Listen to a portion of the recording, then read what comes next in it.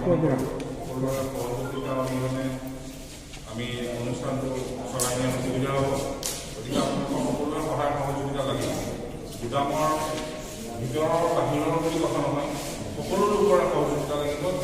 যাৰ ইয়াত বলিদান আছে, যাৰ ইয়াত কষ্ট আছে, সকলো লোকৰ উপস্থিতি আমি একান্তভাৱে কামনা কৰিলোঁ।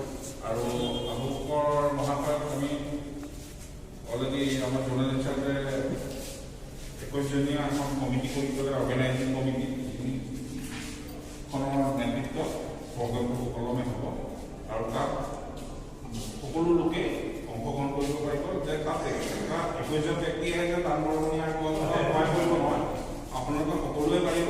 সকলোৰে অনুষ্ঠান, সকলোৰে গুদাম, গতিকে সকলো উপস্থিতি লগতে সহযোগিতা আপোনালোকে একান্তভাৱে কামনা কৰিলোঁ।